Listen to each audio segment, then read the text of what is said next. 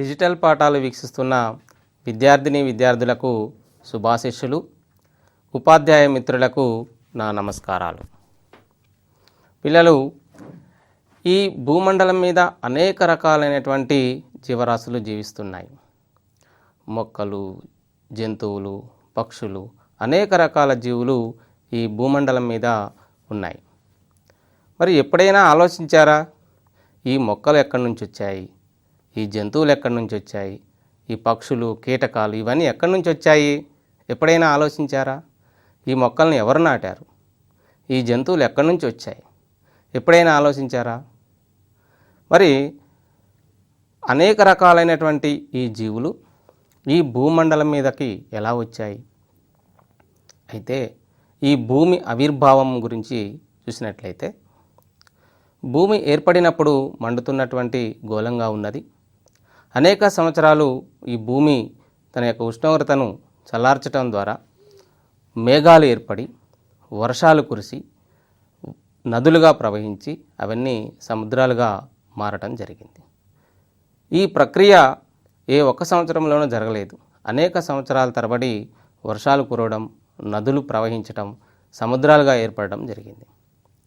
ఈ సముద్రాలలోకి ప్రవహించే క్రమంలో ఈ నీటిలో అనేక లవణాలు కలిసి సముద్రంలోనికి చేరడం జరిగింది.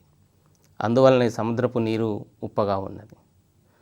ఈ సముద్రంలో ఉన్నటువంటి కొన్ని రకాల రసాయన పదార్థాలు, రసాయన చర్యలు జరిగి కేంద్రకామ్లం అనేటటువంటి ఒక పదార్థం ఏర్పడింది. ఈ కేంద్రకామ్లం నుంచే కణం అనేది ఏర్పడడం జరిగింది.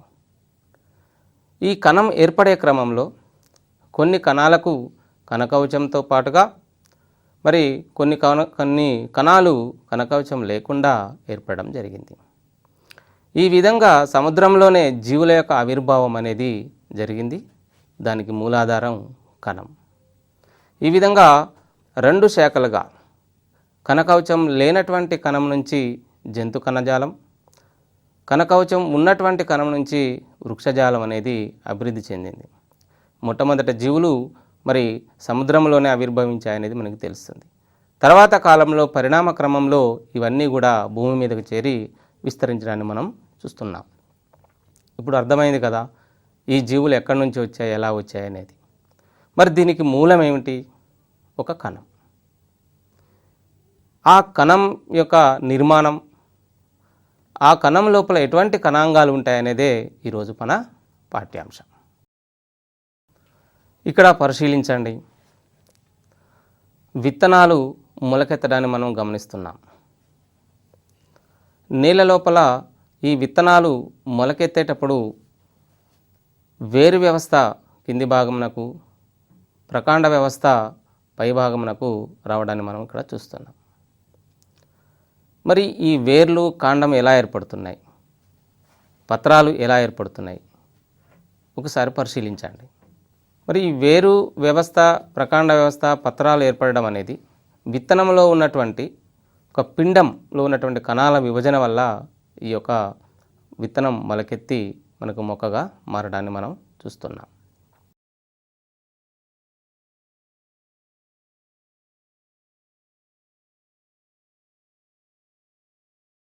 ఇక్కడ చూడండి, ఇక్కడ ఉన్నటువంటి కొన్ని జీవరాశులను గమనించండి. ఇవన్నీ కూడా పక్షులు, జంతువులు ఇవన్నీ కూడా కణాలతోటే నిర్మితమవుతాయి. కాబట్టి ప్రకృతిలోని ప్రతి జీవి కూడా కణాలతోటే నిర్మితం అవుతాయి. జీవులన్నీ కణాలతో నిర్మితం అవుతాయి. ఇప్పుడు కణాంగాల గురించి చూద్దాం. జీవి యొక్క శరీరం లోపలను మనం పరిశీలించినప్పుడు అనేక రకాల కణాలుతో నిర్మితమై ఉంటాయి. ఈ కణాలన్నీ కలిసే జీవులు అనేటివి ఏర్పడతాయి. ఇక్కడ చూసినట్లయితే కణం చుట్టూ కణత్వచం అనేది ఉంటుంది. కణం లోపల కణద్రవ్యం అనేది మనం ఇక్కడ చూస్తున్నాం. కణద్రవ్యం కణం లోపల ఉన్నటువంటి జీవ పదార్థం లాంటిది. అదే మాదిరిగా మరి ఇక్కడ ఒక కణాన్ని మనం పరిశీలించినప్పుడు ఆ కణం లోపల ఉన్నటువంటి కణద్రవ్యం ఎట్లా ఉంటుంది, ఎక్కడ ఉంటుంది చూసినట్లయితే ప్లాస్మా పొర లోపల ఆవరించి ఉన్నటువంటి ఆ మొత్తం భాగాన్ని కణద్రవ్యంగా పిలుస్తాం. ఆ ప్లాస్మా పొర ఆవరించి ఉన్నటువంటి మొత్తం ద్రవ పదార్థం మొత్తాన్ని కూడా కణద్రవ్యంగా మనం పిలుస్తాం. ప్లాస్మా పొరచే ఆవరించబడినటువంటి జిగురు పదార్థమే కణద్రవ్యం. అదే మాదిరిగా వీటితో పాటు కొన్ని ప్రత్యేకమైనటువంటి కణాంగాలు కూడా దీంట్లో కనిపిస్తూ ఉన్నాయి. దీంట్లో ముఖ్యంగా చూసినట్టయితే మధ్యలో కేంద్రకం అనేది ఉంటుంది. చాలా కాలం వరకు కణంలో ఉన్న ద్రవ పదార్థాన్ని జీవ పదార్థంగా పిలిచేవారు. కేంద్రకాన్ని కనుగొన్న తర్వాత కణంలోని ద్రవ పదార్థాన్ని కేంద్రక త్వచం లోపలి మరియు కేంద్రక త్వచం వెలుపలి పదార్థంగా విభజించడం జరిగింది. కేంద్రకం లోపల ఉన్న దాన్ని కేంద్రక ద్రవ్యం అంటాం. కేంద్రకం వెలుపల ఉన్నటువంటి ద్రవాన్ని కణద్రవ్యం అని అంటాం. ఈ విధంగా కేంద్రక ద్రవం మరియు కణద్రవ్యం ఈ రెండింటిని కలిపి జీవ పదార్థంగా గతంలో పిలవడం జరిగింది. కేంద్రకాన్ని కనుగొనక ముందు కణంలో ఉండే ద్రవ పదార్థాన్ని జీవ పదార్థంగా పిలిచేవారు. కేంద్రకాన్ని కనుగొన్న తర్వాత కేంద్రక త్వచం వెలుపలి ద్రవ పదార్థాన్ని కణద్రవ్యంగా, కేంద్రకంలోని పదార్థాన్ని కేంద్రక ద్రవ్యంగా లేదా కేంద్రక రసంగా పిలువబడింది. అదే మాదిరిగా కేంద్రకంలో DNA జన్యు పదార్థం అనేది ఇక్కడ మనం చూస్తున్నాం. దీన్ని ఆధారంగా కేంద్రకం ఆధారంగా చేసుకొని కణాలు రెండు రకాలని గతంలో కూడా మనం తెలుసుకున్నాం. కేంద్రకం ఉన్నట్లయితే ఆ కణాన్ని నిజ కేంద్రక కణమని, కేంద్రకం లేకుండా కేవలం జన్యు పదార్థం మాత్రమే ఉంటే దాన్ని కేంద్రక పూర్వ కణమని చెప్పడం జరిగింది. మరి కణాంగాలు అంటే ఏమిటి? చూడండి, ఈ కణం లోపల ఉన్నటువంటి అతి చిన్న కణ భాగాలను మనం ఇక్కడ పరిశీలిస్తున్నాం. కణద్రవ్యంలో విస్తరించి ఉన్నటువంటి ఇక్కడ చూస్తున్నటువంటి అనేక రకాల కణ భాగాలు, అతి చిన్న కణ భాగాలు చూస్తున్నాం. వీటిని మనం కణాంగాలని అంటాం.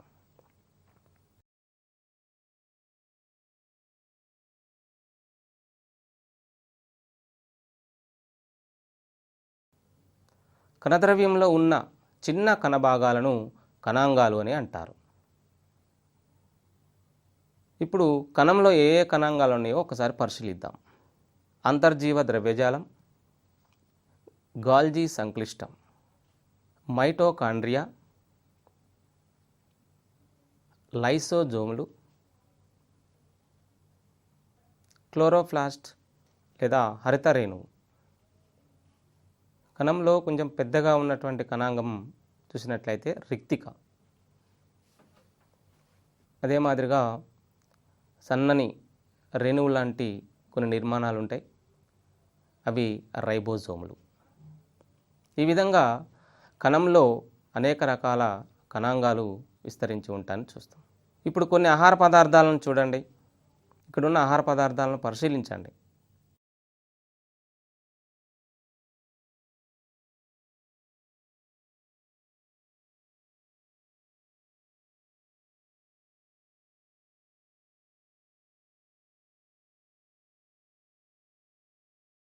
మీరు చూసిన ఆహార పదార్థాలలో ఏ ఏ పోషక పదార్థాలు ఉంటాయి?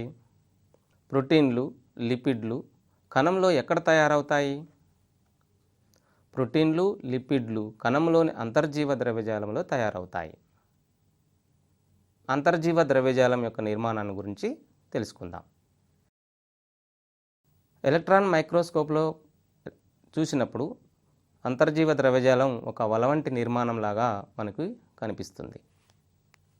ఈ విధంగా ఎలక్ట్రాన్ మైక్రోస్కోప్లో మనం పరిశీలించినప్పుడు కేంద్రకం చుట్టూ కేంద్రక త్వచం అనేది కనిపిస్తుంది.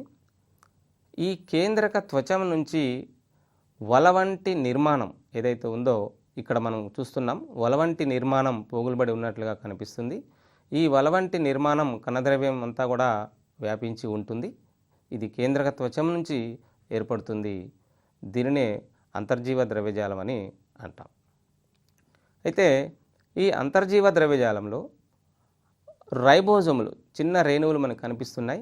ఈ రైబోజోములు ఉన్నటువంటి అంతర్జీవ ద్రవ్యజాలం ఏదైతే ఉన్నదో, రైబోజోములు కలిగినటువంటి అంతర్జీవ ద్రవ్యజాలాన్ని గరుకు అంతర్జీవ ద్రవ్యజాలం అని అంటాం.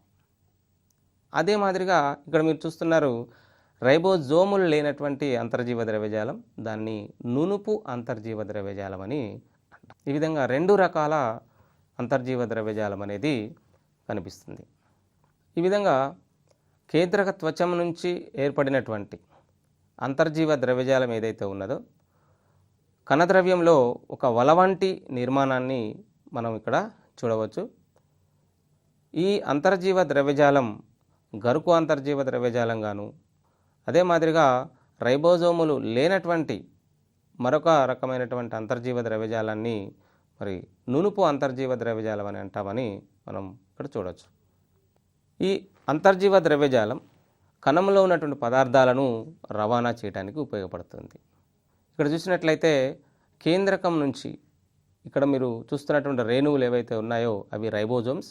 కేంద్రకంలో ఉత్పత్తి అయ్యి అవి కణద్రవ్యంలోకి వ్యాపిస్తూ ఉన్నాయి. కొన్ని రైబోజోమ్స్ కణద్రవ్యంలోనికి చేరిపోగా మరికొన్ని రైబోజోమ్స్ ఆ యొక్క అంతర్జీవ ద్రవ్యజాలం పైన అతుక్కొని ఉంటాయి, అక్కడ ఏర్పడి ఉంటాయి. ఈ విధంగా కేంద్రకం నుంచి వచ్చినటువంటి రైబోజోమ్స్ అంతర్జీవ ద్రవ్యజాలం పైన ఉన్నట్లయితే వాటిని గరుకు అంతర్జీవ ద్రవ్యజాలంగా పిలుస్తాము. ఏవైతే అంతర్జీవ ద్రవ్యజాలం రైబోజోమ్లను కలిగి ఉండదో దాన్ని నునుపు అంతర్జీవ ద్రవ్యజాలం అని అంటాం.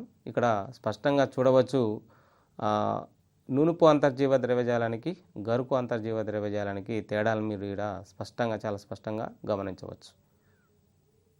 రైబోజోములు లేనటువంటివి నునుపు అంతర్జీవ ద్రవ్యజాలంగా, రైబోజోములు కలది గరుకు అంతర్జీవ ద్రవ్యజాలంగా మనం చూస్తాం. ఈ అంతర్జీవ ద్రవ్యజాలం అనేది రెండు రకాలుగా కనిపిస్తుంది. ఒకటి గరుకు అంతర్జీవ ద్రవ్యజాలం. మరి ఇది ఏం చేస్తుంది?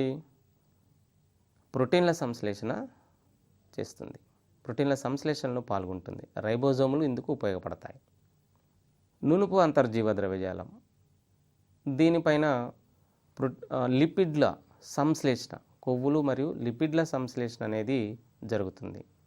ఈ విధంగా మరి తయారైనటువంటి ప్రోటీన్లు, లిపిడ్లు కణంలోని వివిధ భాగాలకు రవాణా అవుతాయి. అంతర్జీవ ద్రవ్యజాలంలో అంటే గరుకు అంతర్జీవ ద్రవ్యజాలంలో ప్రోటీన్లు తయారవుతాయి. నునుపు అంతర్జీవ ద్రవ్యజాలంలో లిపిడ్లు, కొవ్వులు తయారవుతాయి.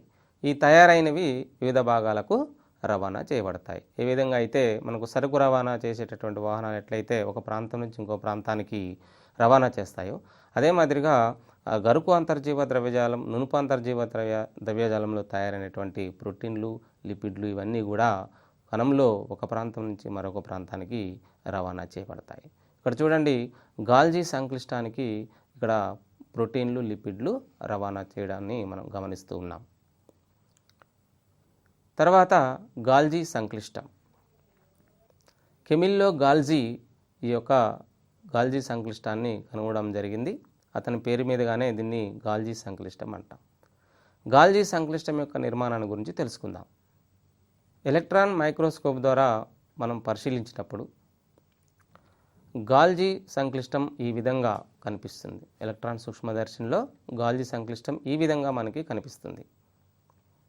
ఇప్పుడు దీని నిర్మాణాన్ని మనం పరిశీలించినప్పుడు దీంట్లో నాలికలు లాంటి నిర్మాణాలు మనం చూస్తాం. వీటిని సిస్టర్నేల్ అని అంటాం. అదే మాదిరిగా కొన్ని కోశాల లాంటి నిర్మాణాలు ఉంటాయి. కోశాలు, సిస్టర్నే ఈ రెండు కలిసి గాల్జీ సంక్లిష్టం ఏర్పడుతుంది. ఈ కోశాల మధ్యలో ఉన్నటువంటి ఖాళీ ప్రదేశాన్ని లూమెన్, సిస్టర్నే మధ్యలో ఉన్నటువంటి ఈ ఖాళీ ప్రదేశాన్ని లూమెన్ అని అంటాం. ఈ గాల్జీ సంక్లిష్టం నుంచి కోశాలు బయటకు వెళ్తూ ఉంటాయి. గాల్జీ సంక్లిష్టం యొక్క విధులను మనం ఒకసారి చూద్దాం. గోడౌన్స్లలో ముడి సరుకు ఏ విధంగా అయితే ఉండి ఆ ముడి సరుకును వివిధ ప్రాంతాలకు పంపించి మరలా ఆ ముడి సరుకు నుంచి మనకు కావలసినటువంటి రకరకాల పదార్థాలుగా ప్యాకేజ్ చేయటం అనేది జరుగుతుంది. ఈ విధంగా ముడి సరుకును వివిధ రకాల రూపాలలో ప్యాకింగ్ చేసే విధానం ఏ విధంగా అయితే ఉంటుందో అదే మాదిరిగా పోస్ట్ బాక్స్, మెయిలింగ్ సర్వీస్ అంటాం దీన్ని. ఒక ప్రాంతం నుంచి మరొక ప్రాంతానికి సమాచారాన్ని కానీ ఏదైనా వస్తువులను కానీ పంపించడానికి మనం మెయిల్ సర్వీస్ని ఉపయోగించుకుంటాం. మెయిల్ ద్వారా అంటే ఒక ప్రాంతం నుంచి మరొక ప్రాంతానికి, ఏ ప్రాంతానికి చేరాలో అక్కడికి చేరవేయబడుతుంది ఆ సమాచారాన్ని. మరి ఇదే పద్ధతిలో గాల్జీ సంక్లిష్టం అనేది కూడా పోస్టల్ సర్వీస్ లాగా ఉపయోగపడుతుంది. ఎట్లా అంటే అంతర్జీవ ద్రవ్యజాలంలో తయారైనటువంటి ప్రోటీన్లు ఏవైతే ఉన్నాయో ఈ ప్రోటీన్లను గాల్జీ సంక్లిష్టానికి రవాణా చేయబడతాయి. గాల్జీ సంక్లిష్టానికి కోశాల రూపంలో రవాణా చేయబడతాయి ఈ ప్రోటీన్స్ మరియు లిపిడ్స్. ఇక్కడ చూస్తున్నారు కోశాల రూపంలో గాల్జీ సంక్లిష్టానికి రవాణా అవడాన్ని ఇక్కడ మనం చూస్తున్నాం. ఈ విధంగా రవాణా అయినటువంటి ఈ ప్రోటీన్స్ ఏవైతే ఉన్నాయో ఇవి మరలా మార్పు చెంది ఇతర భాగాలకు రవాణా చేస్తాయి. మళ్ళొకసారి చూద్దాం దీంట్లో ఏ విధంగా అంతర్జీవ ద్రవ్యజాలం నుంచి ప్రోటీన్స్ మరియు లిపిడ్స్ కూడా కోశాలకు రవాణా అవుతాయి. ఫస్ట్ ఈ కోశాలకు రవాణా అయినటువంటి కోశాల్లోకి వెళ్ళినటువంటి ఈ ప్రోటీన్స్ అన్నీ కూడా మళ్ళీ గాల్జీ సంక్లిష్టానికి సరఫరా అవుతాయి. గాల్జీ సంక్లిష్టం నుంచి తిరిగి అనేక మార్పులు చెంది కావలసినటువంటి పదార్థాలు అంటే ప్రోటీన్ నుంచి ఇంకా ఇతర పదార్థాలు తయారయ్యి అవి కణంలోని ఇతర భాగాలకు రవాణా చేయబడతాయి మెయిలింగ్ సర్వీస్ లాగా. మళ్ళొకసారి చూడండి దీంట్లో ఫ్లో చార్ట్లో అంతర్జీవ ద్రవ్యజాలం నుంచి ప్రోటీన్స్ తయారవుతాయి. ప్రోటీన్స్ కోశంలోకి చేరుతుంది. ఈ కోశాల నుంచి గాల్జీ సంక్లిష్టానికి సరఫరా అయిన తర్వాత గాల్జీ సంక్లిష్టం కణంలోని ఇతర భాగాలకు ఈ పదార్థాలను రవాణా చేస్తుంది. ఇక్కడ చూడండి ఏ విధంగా ఒక భాగం నుంచి మరొక భాగానికి కణాంతర్గతంగా కూడా పదార్థాల రవాణా జరుగుతుంది. కణాంతర్గత పదార్థాల రవాణాలో గాల్జీ సంక్లిష్టం ముఖ్యమైన పాత్ర పోషిస్తుంది. కణాంగాల పునరుత్పత్తికి మరమ్మత్తు చేయడంలో కూడా గాల్జీ ముఖ్య పాత్ర పోషిస్తుంది. ముఖ్య అంశాలు కణంలోని చిన్న కణభాగాలను కణాంగాలు అంటారు. అంతర్జీవ ద్రవ్యజాలం కణంలోని కణ పదార్థాలను ఒక భాగం నుండి మరొక భాగానికి రవాణా చేస్తుంది. గరుకు అంతర్జీవ ద్రవ్యజాలంపై రైబోజోములు ఉంటాయి. ఇవి ప్రోటీన్ల సంశ్లేషణలో పాల్గొంటాయి. నునుపు అంతర్జీవ ద్రవ్యజాలంలో రైబోజోములు ఉండవు. ఇవి లిపిడ్ల సంశ్లేషణలో పాల్గొంటాయి. గాల్జీ సంక్లిష్టంలో సిస్టర్నే కోశాల వంటి నిర్మాణాలు ఉంటాయి. రైబోజోముల్లో ఉత్పత్తి అయిన ప్రోటీన్లు గాల్జీ సంక్లిష్టాన్ని చేరతాయి. ఇవి ఇక్కడ కొంత మార్పు చెందుతాయి. గాల్జీ సంక్లిష్టం పదార్థాలను కణంలోని వివిధ భాగాలకు రవాణా చేస్తుంది. గాల్జీ సంక్లిష్టం కణత్వచాలను పునరుత్పత్తి చేయడంలో కానీ మరమ్మతు చేయడంలో కానీ తోడ్పడతాయి. ఇప్పుడు మీరు కొన్ని ప్రశ్నలు చర్చించండి. కణంలో ప్రోటీన్ల లిపిడ్ల సంశ్లేషణలో పాల్గొనే కణాంగం ఏది? ఆ కణాంగం గురించి చర్చించండి. కణంలో గాల్జీ సంక్లిష్టం పాత్ర గురించి చర్చించండి. కణం బొమ్మ గీసి కణాంగాలను గుర్తించండి.